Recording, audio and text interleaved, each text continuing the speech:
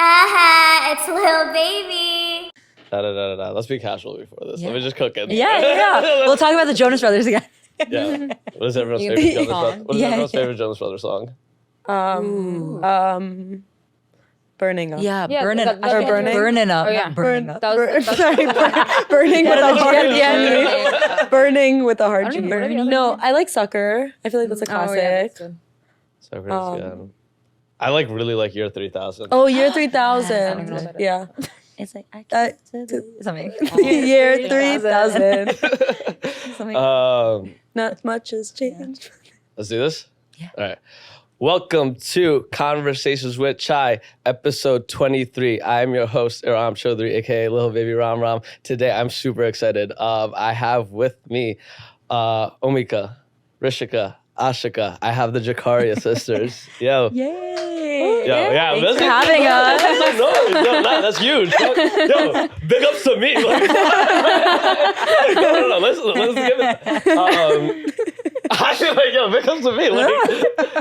Yo, thank you guys for doing this. Thanks for having us. We're really happy to be here. No, I'm super excited. And obviously we got to hang out before this, so it was like we were having fun talking about the Jonas Brothers. But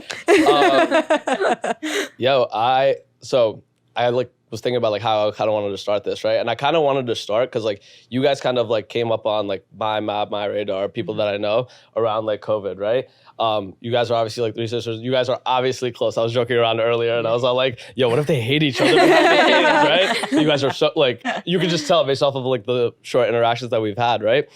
Was this a thing that y'all wanted to do together? Sort of. I think it just happened naturally. We've been lifelong dancers. We've danced our whole lives since we were the age of 2, and we grew up dancing. But then during the pandemic, that's when we just started posting online what we were doing behind the scenes. So it was the first time we started posting dance content, and it kind of blew up. And we're so grateful that we ended up being able to do it together instead of starting our own solo journeys. It's sort of been a blessing to be able to do it together and do it as sisters. Yeah, no, I think that has to be one of the most fire parts about doing it, right? Because people get to experience the happiness on an individual level, and then you have to tell your friends or your family about it, and you just try to express that emotion, but you guys get to share all of those emotions kind of together. It's actually super crazy to think about. Do you guys sit together ever at times and be yo, we're the only ones that probably really get this for us? Oh, yeah. I feel especially since we've started the journey since 2020, we've always been really close, but I think it's brought us so much closer together because we are the only ones that understand what it's like to go through this together, to go through this as sisters. So it's really unique, and I think we feel really lucky that we have this very strong and special bond. And yeah, I feel Omika and Ashika, whenever there's anything happening in my life, even before we started all of this, they would be my go-to. I would tell them everything. And I think especially now because they understand this other part of my life that deals more with social media and dance and content creation, our sisters group chat is always blowing off. It's blowing up constantly. Yeah. Because we tell each other everything and we really lean on each other for support. Yeah, I kind of noticed that even in the group chat that we have just setting this up. I was if this is how fun that they are, just on the random public one, what does the sisters group chat look like? Right? And how do you guys navigate that? Because you are so close, right? How do you navigate that in terms of keeping certain things are obviously business, right? Keeping those things going, but it's also we're sisters, right? We want to enjoy each other's time, company, life, right? Is there a distinct balance that y'all try to take?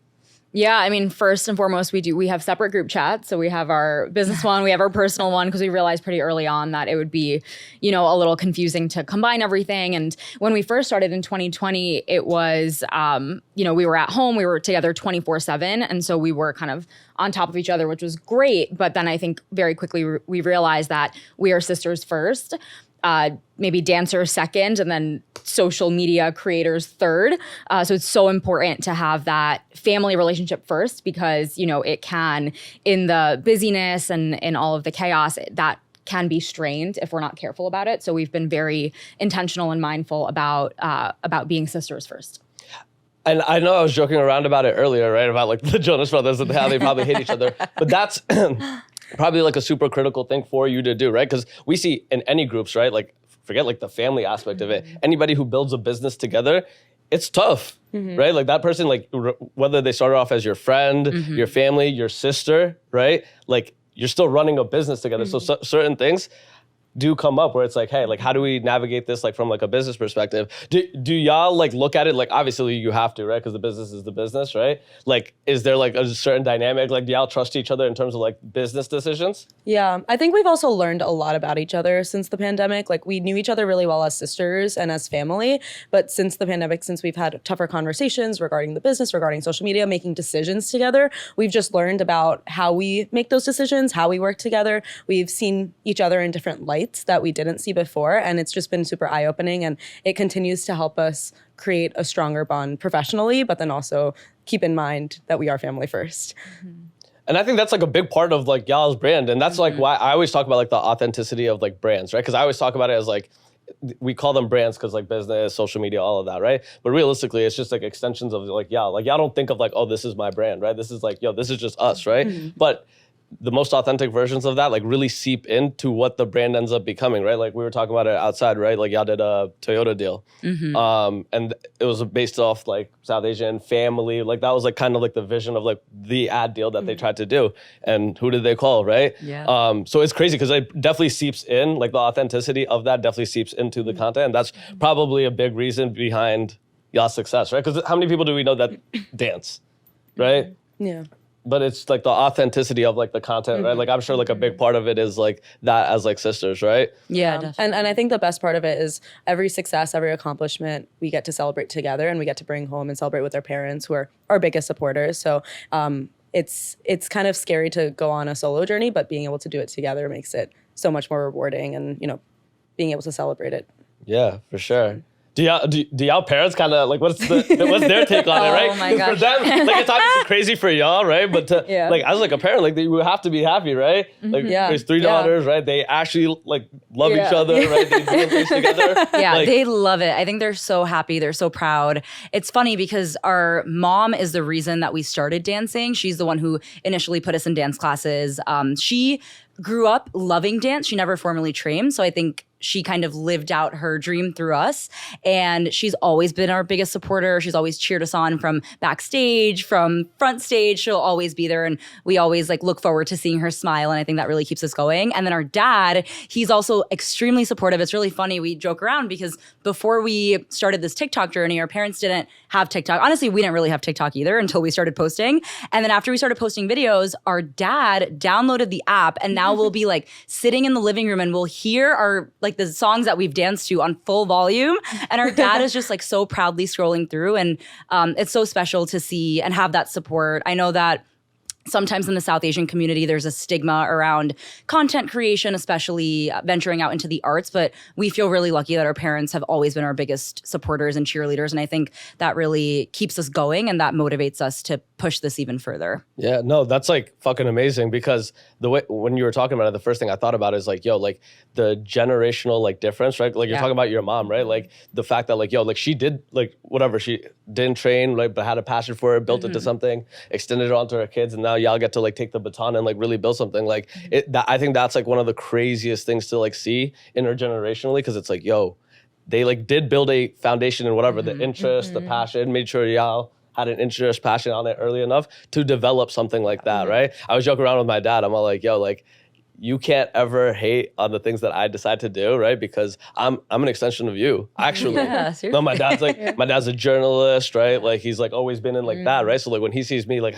have a corporate job and then choose to do this, I'm like, no, you don't get it. Like you did this, right? Like you created this. you did this, right? And to whatever level, degree that I do it at, right? Like you did that, right? Like, so it's like insane for, I'm sure y'all, right? To be able to share that with your mom. And I'm sure like if I talk to your mom, she'd be like, it is insane for her, right? Yeah, they love it. And it's funny, our mom, so people tend to ask us where we get our inspiration from and where we find like the songs that we dance to from. And our mom is so up to date with all of the trending music and the trends that are going on TikTok. So she'll be the one who DMs these trends to us, and sometimes that's how we get our ideas, like from our parents, from our mom especially. And she's very also up to date. she's also joined in on some of our dances. So it'll be like the 3 of us sisters, and then our mom as the 4th, and every comment's like, "Oh my god, 4 sisters! We didn't know you had another sister." But it's our mom. Our mom joins in sometimes. Yeah, that's for fun. actually crazy, right? No, and like I always like talk to like ask like people like, because I like see it for other people, and I genuinely feel like like, yo, I feel excited about it, right? So like, do y'all ever like sit around and like reflect like, yo, this has been crazy? Absolutely. Yeah. I mean, it's been, our lives were completely changed. Now it's been 4 years. So from the past 4 years, just everything has been turned upside down in the best way possible. Just the amount of opportunities we've gotten, the people that we've met, and I think more importantly, the community that we've been able to build and been able to impact. It was funny, like early on during the pandemic, you know, now times have changed, but back in 2020, when we were first starting to post videos, a lot of people were recreating our videos because they were just bored at home during COVID. And they were like, wow, this is really bringing us a source of joy and excitement and energy in this time where the world feels like it's falling apart.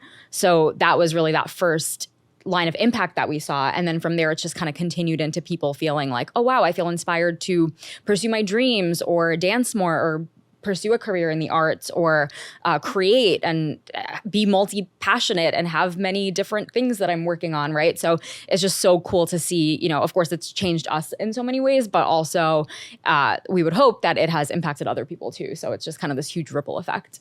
Yo, I'm so glad to hear you frame it in that way because it just shows like why you guys have been successful because it really is like, because I think most people, they only reach a certain level of like success when it comes to like that stuff because it's like very surface level, right? It's just like, oh, these are just dance videos, right? But the way that you're even framing it in terms of like, what does that mean, right? Like the escape from whatever was going on at the time, right? To like, yo, I feel like inspired, right? Like, because it starts in like those varying degrees, right? But and most people don't ever crack the, oh, this is just entertaining, right? Like, because that's all most people ever get to, right? Like, oh, this is just entertaining. But when you can actually create, you talked about building community, when you can actually create like a real relationship there, it's like, oh, like, no. Like, I'm doing a little bit something other than just like entertaining you for 5 seconds, right? Or a 30-second dance clip or whatever, right? No, that's like so fire for y'all to say. Do y'all like, when you guys think about like, obviously now talking about like the business, when y'all think about the strategy of it, like, does that come up like a lot? Like, hey, like for our community? I think so, yeah. I think when we first started, we were just so happy to see people recreating our dances, and it let us know that we were building a community, and then also just like bringing different diasporas together and connecting through the internet, which I didn't think we saw as much prior to 2020. Since 2020, I think like you see that a lot more, and you see people connecting through the internet, through Instagram, through TikTok especially. TikTok has really changed the game in this space. So early on, we were thinking that through the strategy, but then another huge portion of the strategy is making sure, like you said, staying authentic to ourselves and our content. And I think that really shows through our content. And I think that's what like differentiates us from just regular dance content, if that makes sense. Yeah, no, for sure. I think like when people talk about having like a strategy, right? Like a lot of it is based off of like your community, right? Because like when you really understand like what would be authentic to you, again, you don't even have to overthink it because it ends up being authentic to you and what it is, right? And like now I'm gonna ask, like, do you see that impact in the sense of like people reaching out to you, like saying like, yo, like, hey, I do feel like inspired, or I do feel like.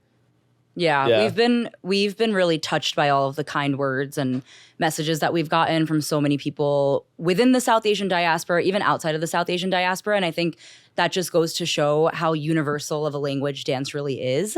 That, you know, someone that may not understand the lyrics to the song that we're dancing to can still watch the video and feel some sort of way from the beats that they're hearing or the music that they're hearing. And I think that back to what you were saying, like about reaching community in that way, it's really beautiful because there is a fine line between making content for likes and views, which we try not to do. We really want to make content that resonates with us. And I think that's when it reaches a wider audience, is when people see that we're enjoying what we're doing.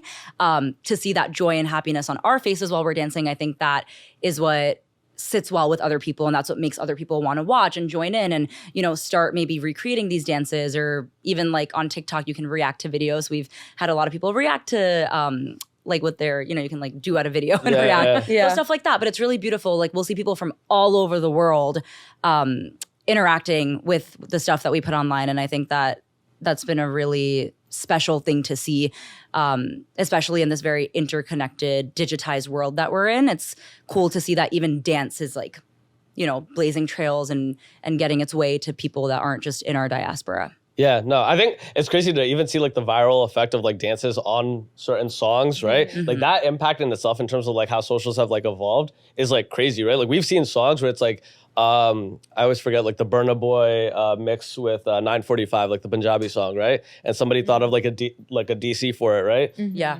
And blew the song up, right? And it's like, yo, like, damn, like that's huge for both, right? Like the creator who obviously like thought of like a DC, because that's actually like the new like credit, like your credit, right? Yeah. Like, oh, like I choreographed this, right? Because like that's essentially like how, because I used to follow like hip hop dancing, right? Like there was these like well-renowned choreographers, right? But it wasn't because of like socials and stuff. It was like they were doing workshops and things like that. But now you could be a pretty solid, like sought out after dancer off of like a 30-second like DC, right? Like it's like, oh, okay, like I did that, right? Because I always think about like Brian Puso's, like sort of like America's Best Dance Crew, like those like types of like instructors, I guess, right? It's like, oh, they worked to build like a whole foundation, but now it could just happen off of a 15 to 30-second clip, right? Like it's like, oh, like the song was fire. Yeah, and that's genuinely what's happened over the past couple of years through TikTok. Like so many people have gained so much recognition just from posting quick dance videos, and people have blown up and launched careers that they wouldn't have imagined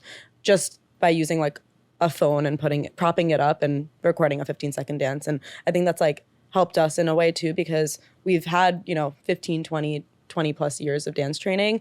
But it wasn't until TikTok that we realized that we can actually make this a profession or make a business out of it. And when we initially started posting dance videos, it was just us coming together, choreographing for fun because we were bored during the pandemic, which is crazy to think that people actually wanted to watch those videos. We were posting them, and I guess our profile was public, but we didn't realize the reach that we could gain. Yeah. So it's so awesome to see so many dancers launch their careers from this and make a business out of it. Yeah, all towards the 2022 TikTok API. Yes. Like, right? Like we were talking about earlier, like that's so crazy. And you said, I didn't even know that inaugural class you said, right? Yeah. That's insane, right? Yeah. Like, because like you think about like how huge TikTok is as like a platform, right? It's like to get like a recognition like that on that level, right? Yeah. It's like huge, right? Yeah. Do y'all have like goals for this? Like for whatever you want to call this? Is there like goals? Yeah.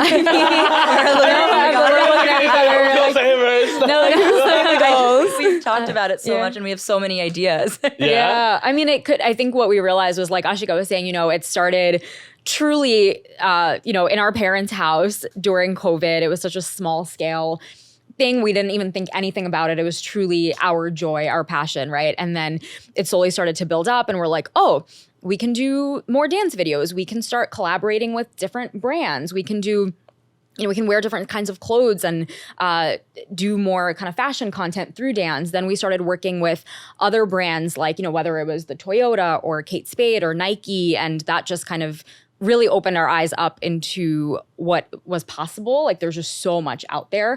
And then we started to think about it even more as, okay, there's dance, there's content, there's lifestyle. What else could this be? Because ultimately it kind of is this media platform, if you really think about it and kind of take a step back. So it's like, there's so much. And also, I mean, we're dancers, but we also love doing other things. I mean, we love, being that inspiration for pursuing many different types of paths or, being representation for so many other things.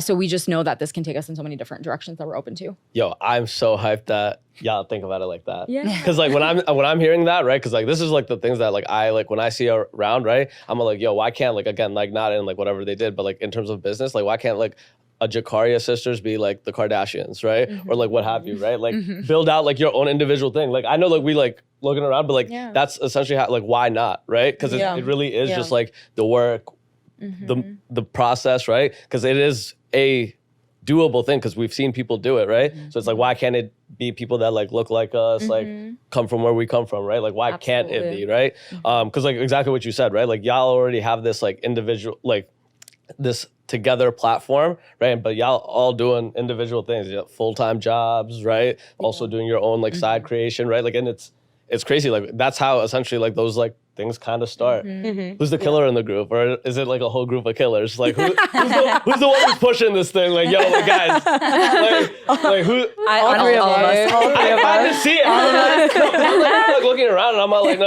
There's like a little bit of like a good balance here. Like, cause like, you look around, it's like, yo, who's the killer, right? And I couldn't figure it out. Yeah. I'm like pretty good at finding that, right? Like, no, and I'm all like, oh, I'm scared. I think we all each of us pushes like each other. So Yeah, and it ebbs and flows. it does. Yeah. Like some days there are days when I'm not feeling up for it, and I have two people to push me to be the best that I can be, and we switch off and fill in each other's roles when we need to. So it's nice doing it with three people instead of just one. No, that's so fire because you know, like it really is like steel sharpens steel, right? Because it's like, yo, like I got two killer, like all of y'all, right? It's like, yo, if I really just ask off, like I got two of them right next to me, right? No, but like I joke around, but like that's so helpful, right? Like my therapist always says it. Like she's like, yo, like the people that you have to like think like you just have to be like, once you're around them long enough, like you just start thinking like that, right? Like I'm so glad to see that, like y'all keep each other like accountable in that sense. Yeah. Oh, that's fire. Yeah, and I think since all three of us also have our own corporate careers in different fields, which is kind of crazy that we're kind of dispersed in that way. We are also lenient on each other when it comes to the social media business side. We understand that this isn't our only full-time thing. So, you know, when we need the pickup and like help from each other, we step into each other's roles, and that really helps because we're sort of in a similar space on the corporate end where we know that that's also a priority. This is also a priority. Family's a priority. Our social relationships are a priority. So we give each other grace. Nah, and that's fire. And that's kind of what it takes to really like continuously like build anything, because you also like can't just like burn it out too, right? Like you have to keep the family things, and you have to keep like Make the it sustainable. the social things, right? It has to be sustainable because it's like, of course, like we look at it because like killers, right? Like it's a sprint, right? But it's a sprint in the sense of like as long as you can sprint for, right? Social media is it's key to make it sustainable. It's not something that can be a sprint, because what we've seen on social media is people can also rise to fame really quickly and then drop out of it. Right? Because it's not sustainable. And yeah, creating a brand out of it is what is kind of the goal to make it most sustainable. Yeah. And I think you have to be pretty adaptable too, because we've noticed even in the almost 4 years that we've been doing this, the social media landscape changes really quickly.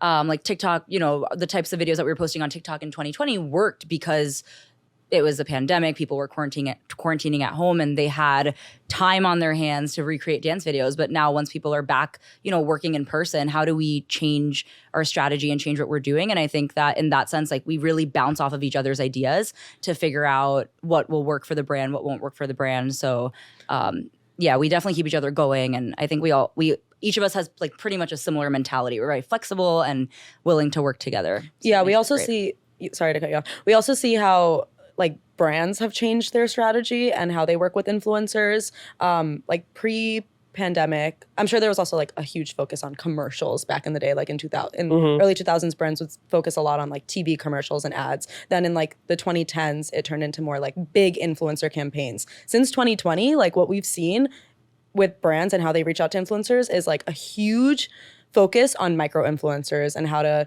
incorporate lifestyle content into their brand campaigns, and bringing giving like products to influencers to make their own ads and campaigns instead of bringing them on site to like a bigger shoot or something like that. So it's like, how can we also adapt to that and work with brands in different ways to continue to grow the Jikaria Sisters brand and make our reach outside of just the South Asian community? Yeah, no, for sure. Because that's like the next step, right? Like I think like when we think about all of the things that we're doing, right? Like I was telling y'all earlier, I didn't want this to look good for like a South Asian thing. Like I wanted to look good, period, right? Because like it's not just about like dominating. And that's like the part that I'm glad to hear all of y'all like say that and agree upon that, right? Because that's like honestly like the next step of it, right? Like we've already seen people like capture like a South Asian market, right? But, like, yeah, that's cool and all, right? But like what's after, right? Because otherwise it just stays at that, like all of us fighting for scraps and like, you know what I'm saying? Like, because like their ecosystem is definitely big enough, right? But it's like, yo, like people have to like expand out the other markets, right? Like some people could just get like relevant in just New York City, South Asian culture. Okay, and then they just stay there, right? There's no expansion of that. And then it's like, yo, where do you take this? Because then it can't be a long, like what y'all are talking about, it can't be a long-term business then. Because it can only be the case of like oh, like check, check, right? Like we can't actually ever build anything because it's like, oh, okay, like we don't have like the infrastructure, or we don't even have the audience, right? And I think that's why, like I see it at like my level a lot. I think it's like a disservice because people think so short-sightedly. Like we don't ever actually push the checks that we're supposed to like push at that level, right? Like the reason that like you were talking about like why it goes to like micro influencers, right? Is because from their budget, bro, this micro influencer is only going to charge like 100, 250, right? It's like, oh, okay. But like if I come to y'all, it's like, oh no, like there has to be like a real check involved because I understand like the value of my platform. So it's just cheaper to go with these like little options. And those people are like, yeah, sure, I'll take it, right? Like, and it does a huge disservice, I would say, to everybody else. Because like y'all kind of have to set like the tone from, again, like everybody below you, right? Because if you guys are demanding a specific like number, right, then everybody else has to kind of like scale themselves based off of that, right? You see that in like supply and demand. Supply and demand, right? Like you see it in like NFL, like basketball contracts. Like whoever's name comes up, they push the entire salary, right? Because it's like, oh, like I'm LeBron, I can demand this, right? And then everybody else figures out where they are under that thing, right? Yeah. How have you guys like navigated that? Like, I mean, all of you are corporate killers as well, so you understand like the business side of it as well a decent amount, right? Like, how do you guys kind of navigate that? Like, have there been situations where you kind of felt like, hey, like I didn't do the best like business here? Yeah, I think in the beginning we were really open to, you know, trying out different things and collaborating and doing a lot of work for free, which I think is fine and good as long as it felt like it was aligned with our values, with our brand, with our style, and the message that we wanted to put out there. I think over time, especially when we started to work with bigger brands, like some of the ones that I mentioned earlier, we realized that a lot of those bigger corporations have bigger budgets and, you know, they want to tell a certain type of story, and we are able to kind of push the envelope, like you're saying, and negotiate more and really ask for, you know, quote unquote, what we're worth in some way, which at first felt really uncomfortable because we were like, oh, we should just be so grateful that we're getting these opportunities, right? Like it's amazing. We've never seen anybody who looks like us do this. But then we realized, like you're saying, that it's a disservice to not push the envelope, to not, you know, really step into that power and say, yeah, we're doing this and we want to do it right. And then when we do create that mutual respect with those companies, it just creates a better product because then they know that we're invested, they're invested. And over time, we've also realized that it's not only, of course, about the, you know, the check money amount. It's also about whether brands and campaigns are aligned with our own values. So that's really what it comes down to. I mean, we're lucky that we do this as kind of a side hustle where it's not our full-time income. And so we are able to be a little bit more choosy in terms of the brands that we do work with. So we never want to do something that feels misaligned or feels a little sketchy. And so that really is a blessing that we have that power to then pick and choose what we're doing. And we want to make sure that they're willing to work with us. I mean, some brands that we've come across, you know, they'll kind of just say, this is our vision, go do this. And we're like, well, ultimately we are creatives. Like we really thrive on that creative vision and brainstorming, and we want to create our own vision with them. So we really value when brands are able to work with us and like give us some of that autonomy of what we want to create. Yeah. Also, when brands work with us, I think money is a very taboo topic. And so when we started, we didn't have a lot of mentors in the South Asian social media space that could kind of walk us through like, how much should we be charging based on our follower or engagement rates? What should our rates be? And so it was a very taboo topic that nobody really talked about. And there weren't as many people in the space. But over the past 4 years, our space has gotten super saturated. And I think as people who have found a certain level of success, it's our responsibility to kind of share that. And so one of the things we did in, I think, 2022 was Business Insider wrote an article about us kind of explaining the monetization that the Jikaria Sisters brand had over one of our years that we were working with brands. And we kind of were transparent about that because it's so important to these micro-influencers or people who are on the rise to understand what their worth and value is.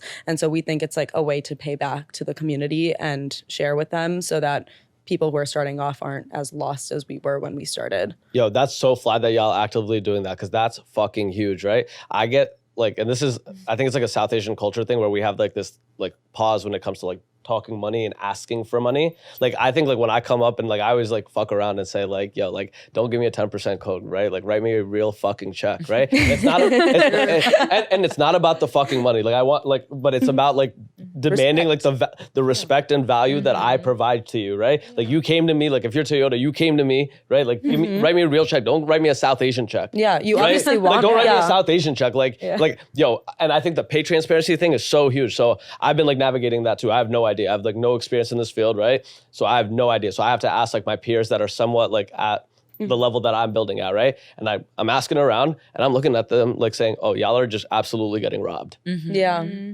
Like I could tell you that, right? Yeah. Maybe because I'm not jaded by it. And again, like I'm not like taking it for the money, right? It's like, oh, y'all are getting robbed. Like they paid you $100 and they're about to make like $350 off this event. Yeah. Like $350K off of this event. They call you a check for $100. Yeah. That's crazy. It's a waste of money for them and it's a waste of money for you, right? Like it's like, don't even write me a check because you don't value it like that, right? Yeah. Right? Like it's like, and it's, I'm so glad that y'all are talking about it like that. And I hope like behind the scenes, y'all are also talking game like that with like anybody who is in your circles because like that's important. Like that's how you push like the entire envelope because you need money to build things, right? Like for me or y'all to push these things invest further, we need capital. That's just the way the world works, right? So it's so much more beneficial. Like it's again, not about just y'all pushing like, oh, I need to check, right? It's about determining the value for an entire market, right? It's like setting that baseline, Yeah, at least. Setting that baseline at least, right? Like it's so big for people within our culture to turn down like little bullshit South Asian checks because the only way that we build off of that is pushing that bigger, right? Yeah. Like we need like because you're talking about big brands, Yeah.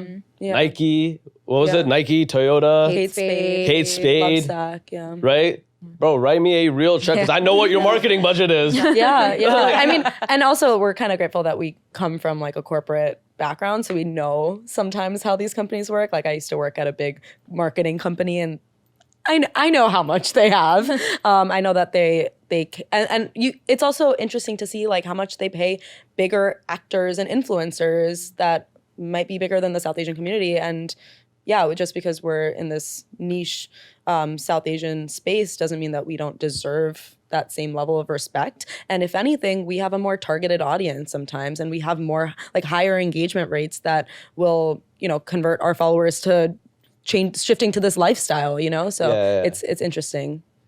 And that's the part I don't think that's when, people do bad business, right? Because they don't understand that part that you're saying, right? Like, my things, and that's why micro-influencers were doing better, right? Because it's like, I only have like X amount of views, right? But my ex, they will follow anything that I say, do, post, right? Whatever, right? Because I have a real audience. It doesn't matter that this other influencer gets 100,000 for doing some bullshit like on the thing. They don't care about that. They just here for whatever the reason, right? Yeah. But it's like, oh, no, I push a real audience, right? Like my 5,000 is a real 5,000. You're 15 to 20. It's like people who just, Yeah. Exactly. Yeah. right? Like, and that's the part that a lot of these, like, I want to specifically say the South Asian companies haven't figured out yet. Like, they're not even doing the deals right. Like, I look at some of the South Asian companies, like, you guys are signing bad deals. like, it's not that you shouldn't be signing deals to, like, some of these South Asian creators, but you're signing the wrong ones. Yeah. Right? Like, it doesn't matter that she got 12. Like, right? Like, she might have bought 6. Yeah. Right. Yeah. Right? Yeah. Yeah. And it's like knowing what your time is worth. Like your time and your talent.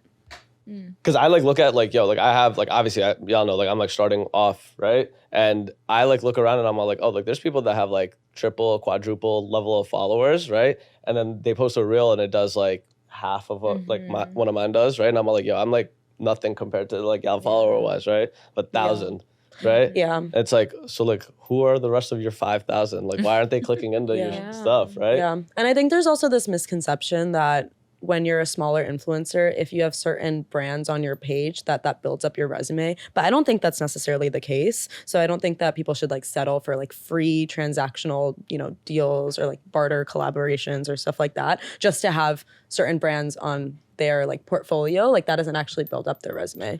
But it's not even like certain brands, right? It's like brands that like, it'd be different. Like if like, and that's why we sometimes do that. Like, right, it's like, where it's like, oh, like this big brand that I deem big, right? Like, let's say like Gucci came to me, right? And was like, oh, we'll give you a purse, right? Just post something, right? And we're like, oh, okay. Like, but that isn't really, like, that's not a real deal for them, right? But that I would do. I feel like if I was like a small creator, I would do that deal because it's like, oh, like Gucci worked with me. Yeah. But like some of these brands aren't that. Yeah, they aren't. Like some of these brands aren't that, right? Yeah. Like some of the brands I'm reaching out, like I like didn't even respond to the email. I had somebody reach out and was like, hey, like people have actually paid us to collab with them. And I was like,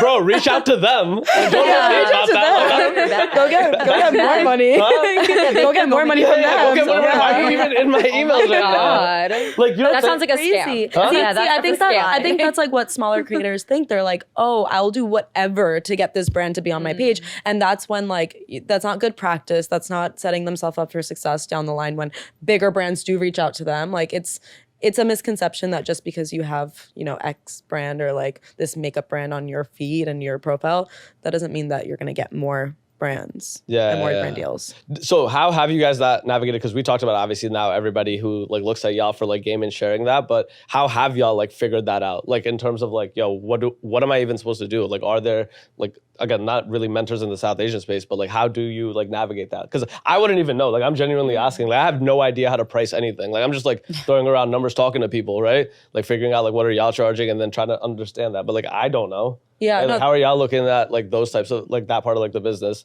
like in terms of what y'all should value? No, I think that's valid. I think we've had a lot of conversations with people in our space and tried to understand through that way. So when TikTok came out with the API program, we applied to the program and were accepted. And I think that opened up a lot of opportunities for us, and a lot of brands reached out to us directly. And through that and through conversations with our peers and colleagues and even branching, like the biggest thing about that TikTok API program was that we were able to reach out to other influencers outside of the South Asian space and talk to them about how their brand deals are going, what normal operations are for them, and like how they go about business. So expanding your network as much as possible, having those conversations with those types of people, and then allowing, you know, that network to bring in new opportunities has helped us a lot.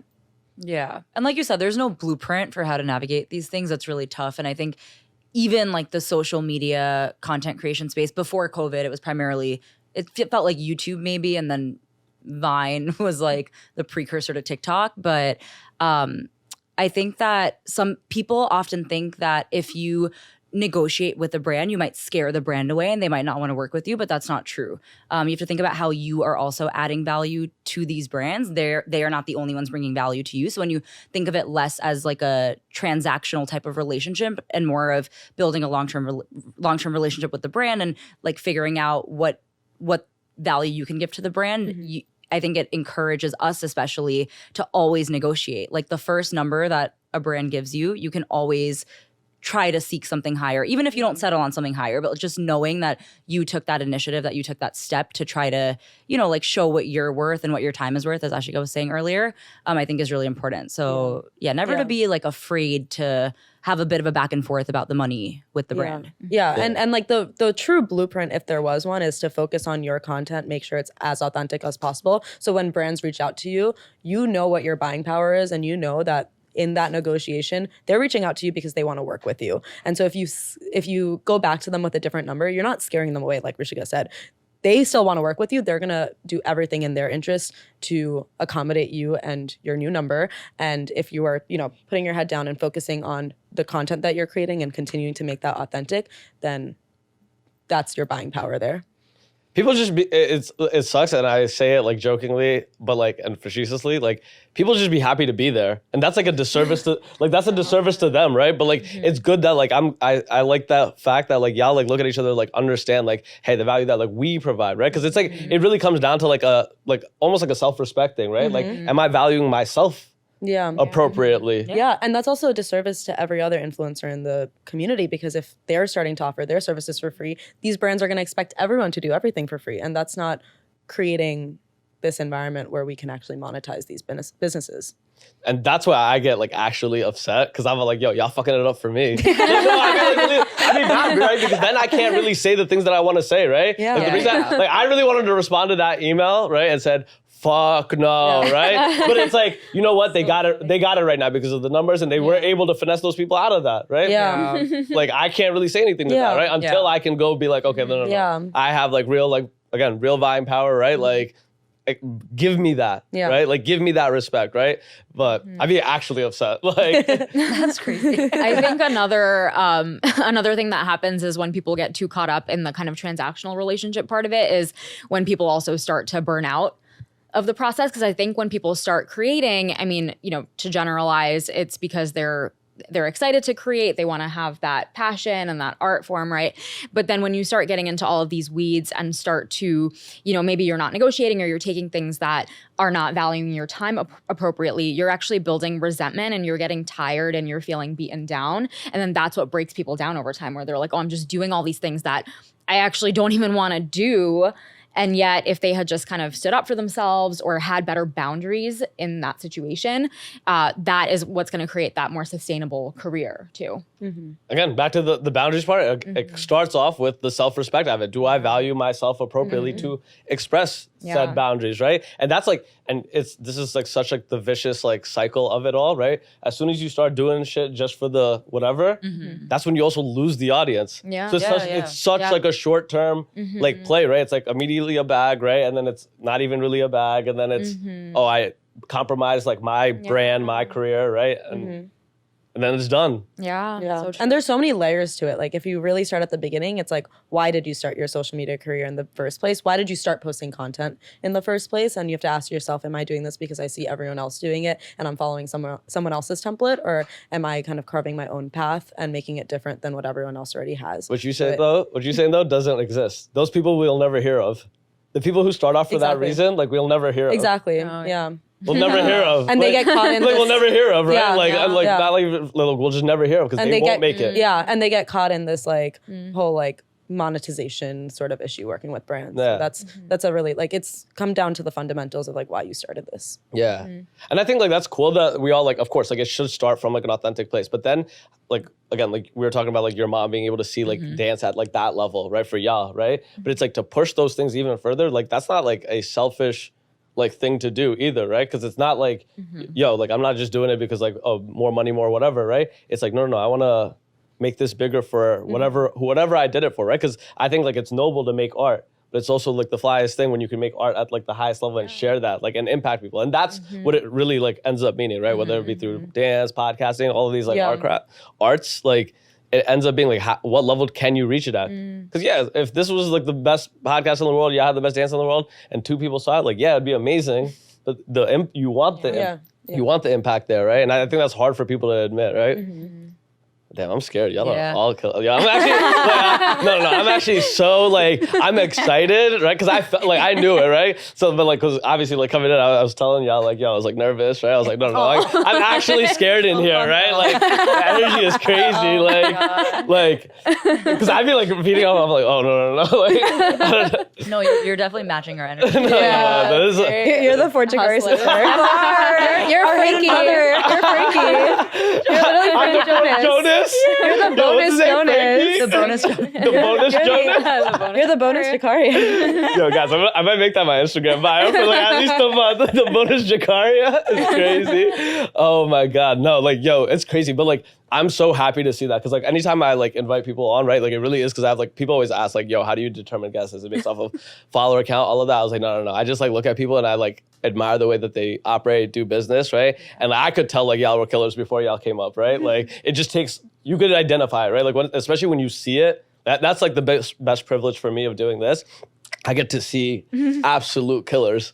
Like, you know what I'm saying? Like talking to like Ani, like who operates at such a high level, right? Like it's just like the conversation I'm able to have behind the scenes, right? I'm like, no. Like it's so like people don't want to simplify, but it really is. Like it's like the same things. Like the people who just like operate, they just consistently operate, right? Like it doesn't matter in what they're doing, right? Whether it be corporate, like content creation, right? Like they're just always killing.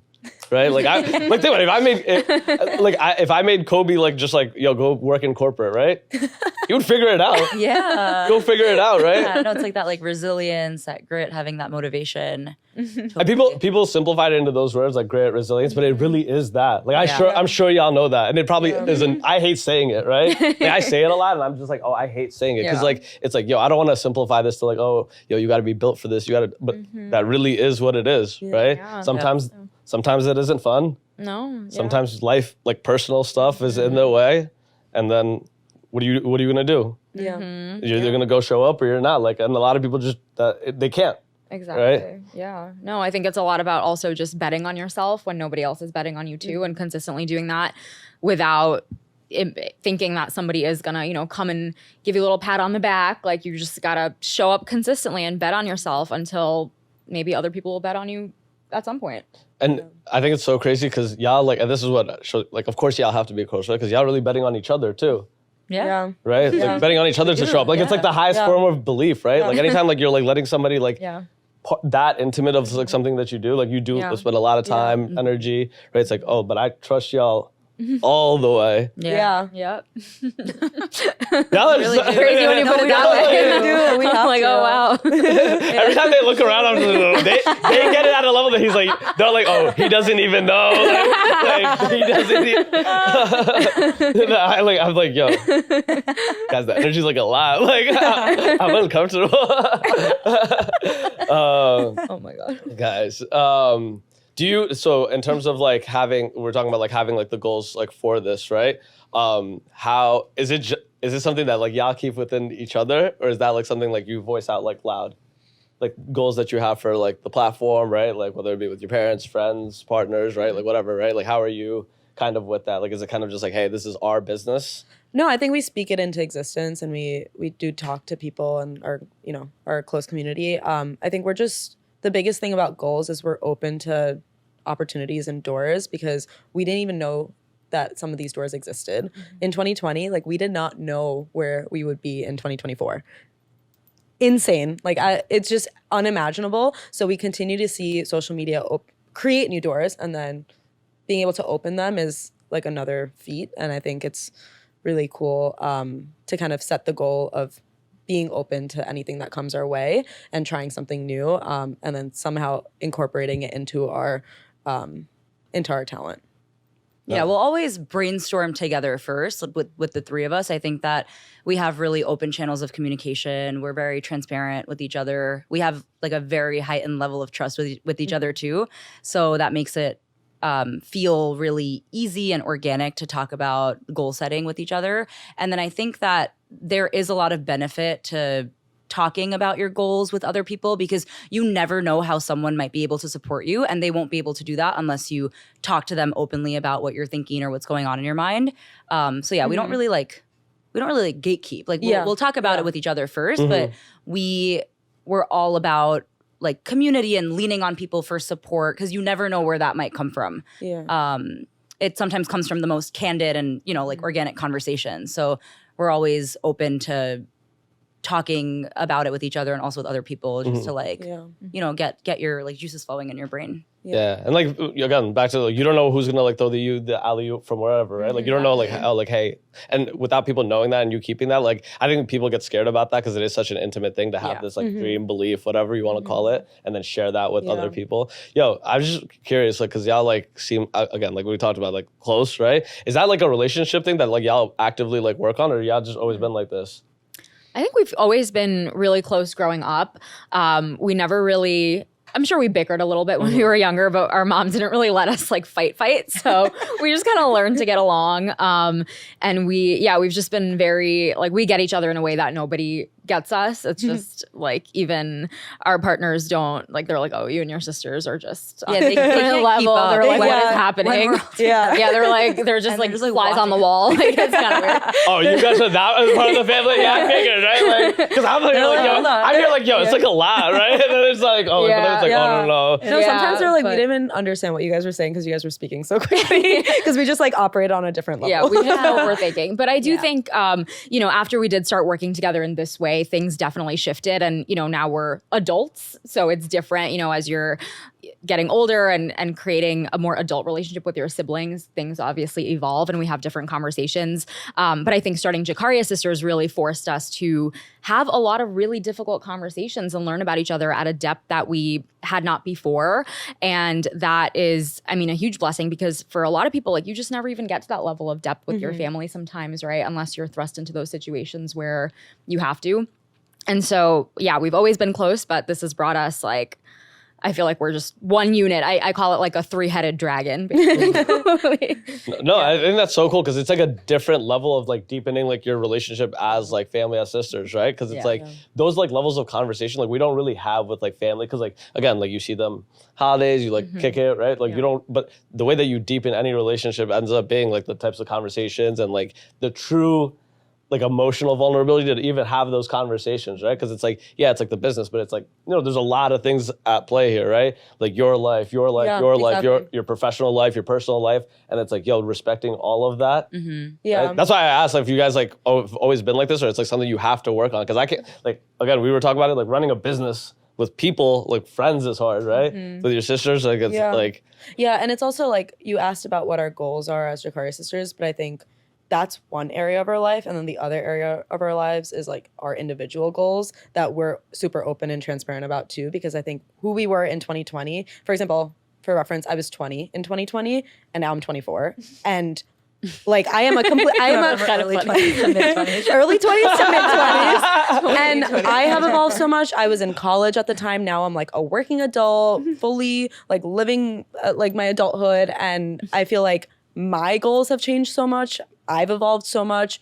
I could say the same about both of them. And so it's like Jikaria Sisters is one thing, but at the end of the day, we are also 3 individual people that have our own goals. So one thing that we do is we check in to make sure that Jikaria Sisters is still aligning with our individual goals. And then what are our individual goals? What are we heading towards? Do we have aspirations in our corporate space that we want to put a little bit more energy towards? Do we want to start our own ventures? Do we want to focus a little bit more on our romantic or social relationships? Do we want to emphasize different parts of our lives? And it's okay if we do, but let's just check in on that. So that's like a huge part of our goal setting. It's not just this business side. It's also making sure we are evolving and continuing to grow because we are not the same people we were in 2020. Yeah, for sure. And I think that's like the part that probably gets like lost like with people on like the I guess like the consumer end of it, right? Is that like you forget that these are like individual people with like whole lives behind everything else that they do. Like this is at the end of the day like a career, a job, whatever you want to call it, project, passion.